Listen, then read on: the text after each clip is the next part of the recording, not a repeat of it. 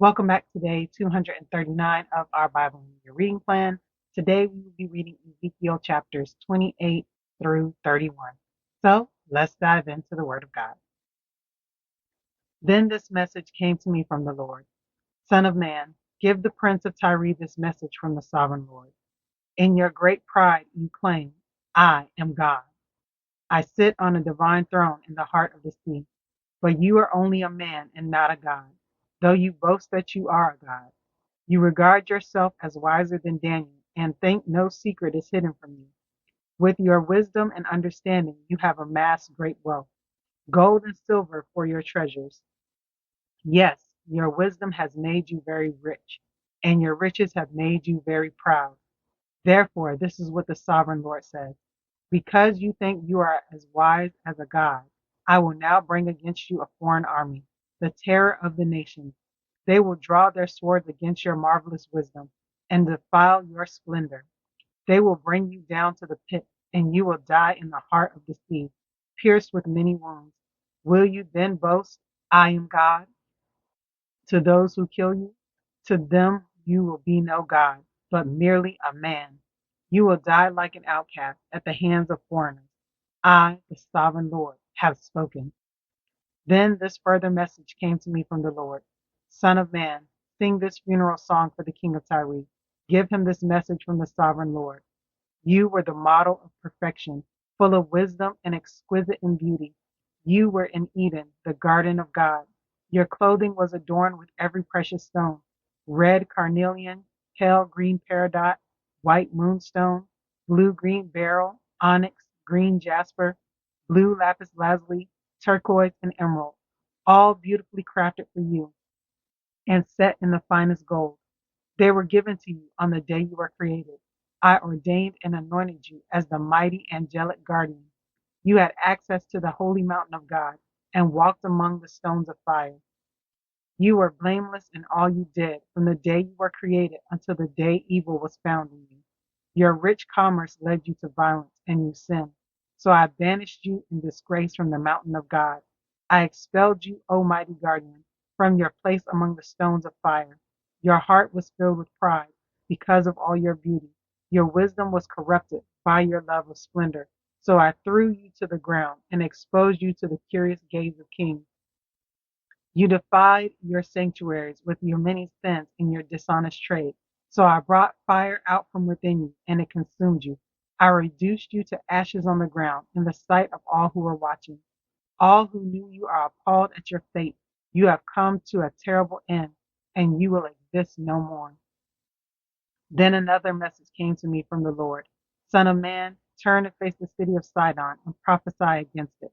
Give the people of Sidon this message from the sovereign Lord. I am your enemy, O Sidon, and I will reveal my glory by what I do to you. When I bring judgment against you and reveal my holiness among you, everyone watching will know that I am the Lord. I will send a plague against you, and blood will be spilled in your streets. The attack will come from every direction, and your people will lie slaughtered within your walls. Then everyone will know that I am the Lord. No longer will Israel's scornful neighbors prick and tear at her like briars and thorns, for then they will know that I am the sovereign Lord. This is what the sovereign Lord says. The people of Israel will again live in their own land, the land I gave my servant Jacob. For I will gather them from the distant lands where I have scattered them. I will reveal to the nations of the world my holiness among my people. They will live safely in Israel and build homes and plant vineyards. And when I punish the neighboring nations that treated them with contempt, they will know that I am the Lord, their God. Amen. That is the end of Ezekiel chapter 28. And we see the continuation of the prophecy about Tyre. First one was dedicated to the prince of Tyre. And then from there, we have a prophecy against Sidon. But all right, let's go on to chapter 29. On January 7th, during the 10th year of King Joachim's captivity, this message came to me from the Lord. Son of man, turn and face Egypt and prophesy against Pharaoh, the king, and all the people of Egypt. Give them this message from the sovereign Lord. I am your enemy, O Pharaoh, king of Egypt, you great monster, lurking in the streams of the Nile. For you have said, the Nile river is mine. I made it for myself. I will put hooks in your jaws and drag you out on the land with fish sticking to your scales. I will leave you and all your fish stranded in the wilderness to die. You will lie unburied on the open ground, for I have given you as food to the wild animals and birds. All the people of Egypt will know that I am the Lord. For to Israel you were just a staff made of reeds. When Israel leaned on you, you splintered and broke and stabbed her in the armpit. When she put her weight on you, you collapsed and her leg gave way. Therefore, this is what the sovereign Lord says. I will bring an army against you, O Egypt, and destroy both people and animals. The land of Egypt will become a desolate wasteland, and the Egyptians will know that I am the Lord. Because you said, the Nile River is mine, I made it. I am now the enemy of both you and your river. I will make the land of Egypt a totally desolate wasteland, from Migdol to Aswan, as far south as the border of Ethiopia. For 40 years, not a soul will pass that way, neither people nor animals. It will be completely uninhabited. I will make Egypt desolate, and it will be surrounded by other desolate nations. Its cities will be empty and desolate for 40 years, surrounded by other ruined cities. I will scatter the Egyptians to distant lands. But this is what the sovereign Lord also says. At the end of the 40 years, I will bring the Egyptians home again from the nations to which they have been scattered. I will restore the prosperity of Egypt and bring its people back to the land of Pathros and southern Egypt from which they came. But Egypt will remain an unimportant minor kingdom. It will be like the lowliest of all the nations, never again great enough to rise above its neighbors. Then Israel will no longer be tempted to trust in Egypt for help.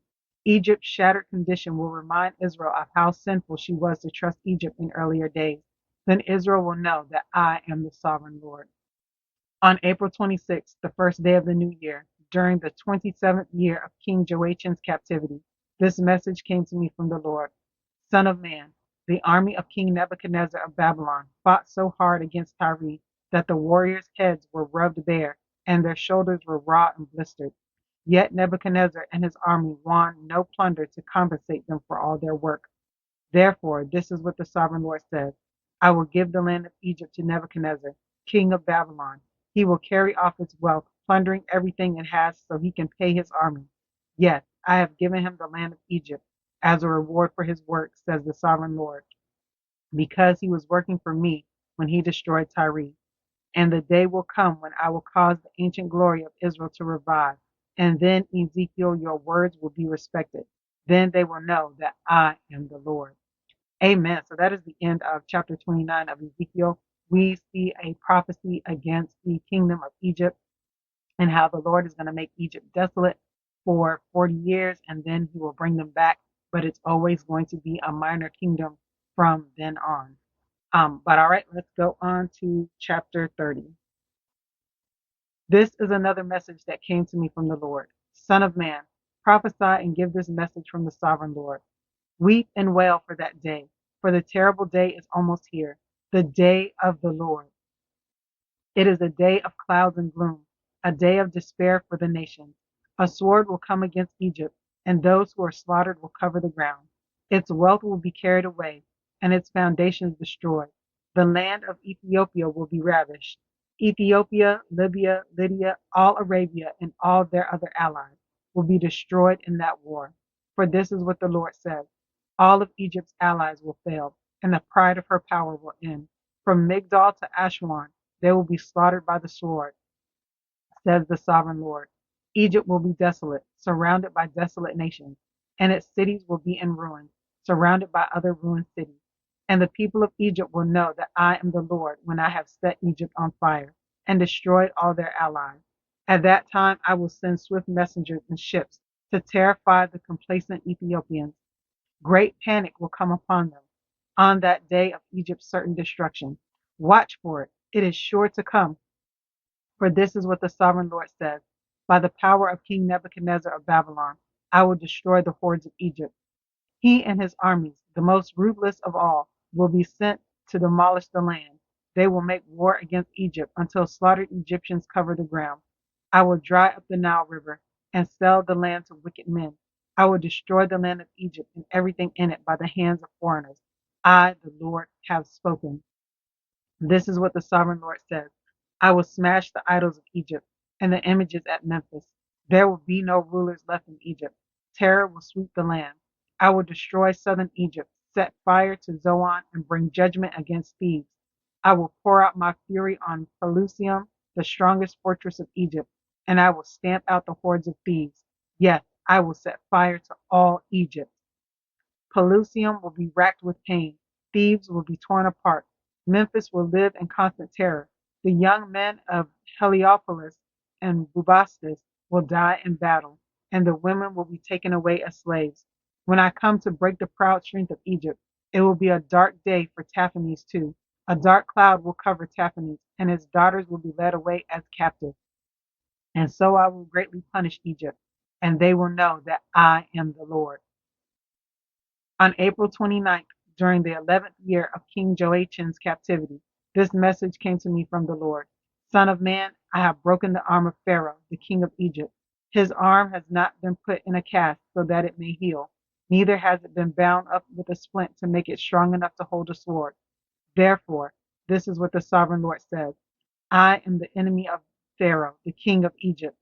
I will break both of his arms, the good arm along with the broken one, and I will make his sword clatter to the ground. I will scatter the Egyptians to many lands throughout the world. I will strengthen the arms of Babylon's king and put my sword in his hand. But I will break the arms of Pharaoh, king of Egypt, and he will lie there mortally wounded, groaning in pain. I will strengthen the arms of the king of Babylon, while the arms of Pharaoh fall useless to his side. And when I put my sword in the hand of Babylon's king and he brings it against the land of Egypt, Egypt will know that I am the Lord. I will scatter the Egyptians among the nations, dispersing them throughout the earth. Then they will know that I am the Lord. Amen. So that is the end of Ezekiel chapter 30. And we continue to see this prophecy against Egypt and what God is going to do to Egypt through the Babylonian king, which remember Jeremiah also prophesied this as well, that Egypt would be taken over and destroyed by another kingdom. But all right, let's go on to 31. On June 21st, during the 11th year of King Joachim's captivity, this message came to me from the Lord. Son of man, give this message to Pharaoh, king of Egypt, and all his hordes. To whom would you compare your greatness? You are like mighty Assyria, which was once like a cedar of Lebanon, with beautiful branches that cast deep forest shade, and with its top high among the clouds. Deep springs watered it, and helped it to grow tall and luxuriant. The water flowed around it like a river, streaming to all the trees nearby. This great tree towered high, higher than all the other trees around it. It prospered and grew long, thick branches because of all the water at its roots. The birds nested in its branches, and in its shade all the wild animals gave birth. All the great nations of the world lived in its shadow. It was strong and beautiful, with wide spreading branches, for its roots went deep into abundant water. No other cedar in the garden of God could rival it. No cypress had branches to equal it. No plane tree had boughs to compare. No tree in the garden of God came close to it in beauty. Because I made this tree so beautiful and gave it such magnificent foliage, it was the envy of all the other trees of Eden, the garden of God. Therefore, this is what the sovereign Lord says. Because Egypt became proud and arrogant, and because it set itself so high above the others, with its top reaching to the clouds, I will hand it over to a mighty nation that will destroy it as its wickedness deserves. I have already discarded it. A foreign army, the terror of the nations, has cut it down and left it fallen on the ground. Its branches are scattered across the mountains and valleys and ravines of the land. All those who live in its shadow have gone away and left it lying there.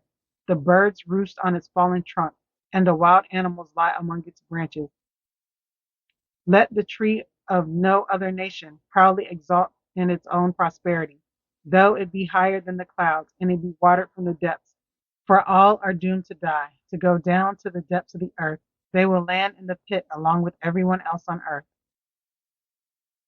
This is what the sovereign Lord says. When Assyria went down to the grave, I made the deep springs mourn.